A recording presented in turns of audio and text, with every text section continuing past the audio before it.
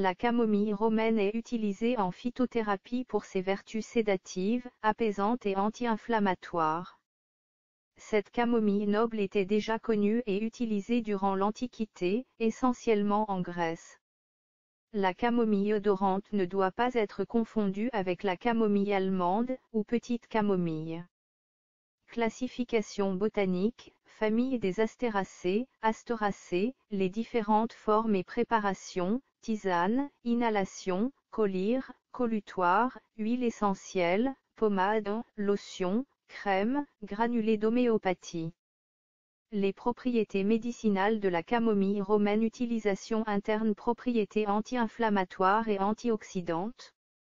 Calme les douleurs menstruelles, en augmentant la fluidité du sang. Propriétés sédatives et action d'antidépresseur. Ouvre aussi l'appétit. Antispasmodique digestif et utérin, eupeptique, cholagogue, stimulant, tonique amer, emménagogue, sudorifique, anti-anémique, vermifuge, fébrifuge, antalgique et anti-inflammatoire. Utilisation externe. Antinévralgique, problèmes ophtalmiques, conjonctivite et blessures, vulnéraires.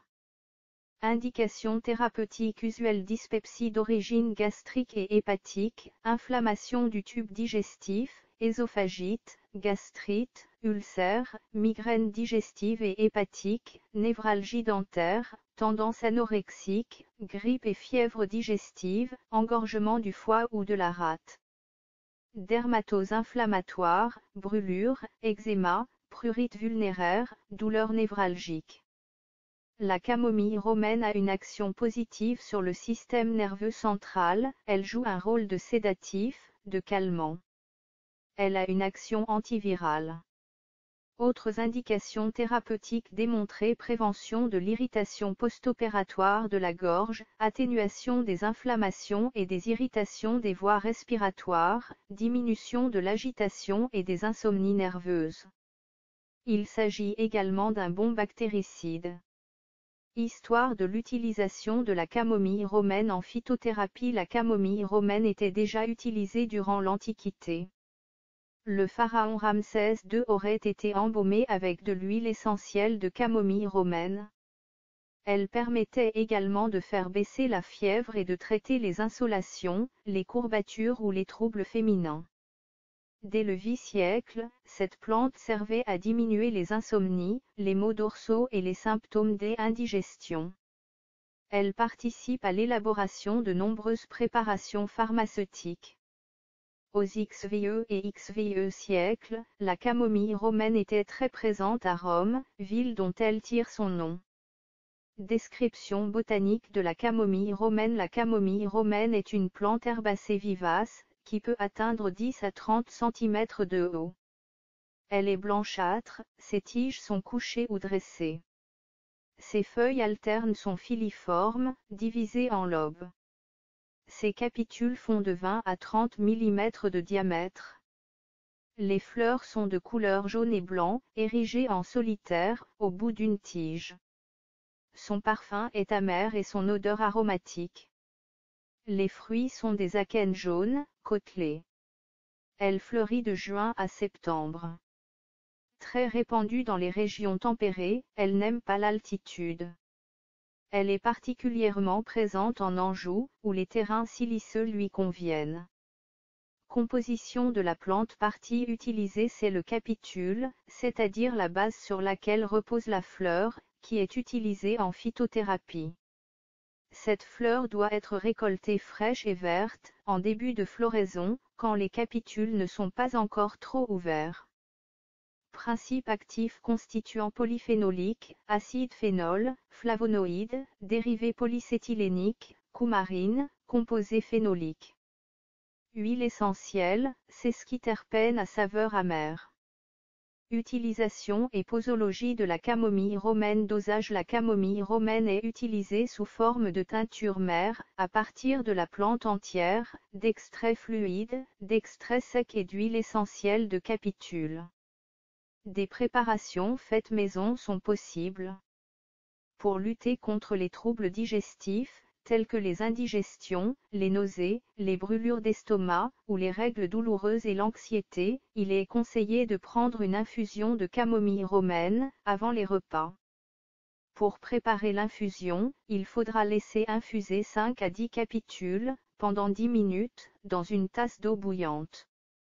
En lotion oculaire, il convient de faire macérer une cuillère à soupe de fleurs dans 125 ml d'eau bouillante, durant 15 minutes, de laisser refroidir la préparation, avant d'en imbiber des compresses.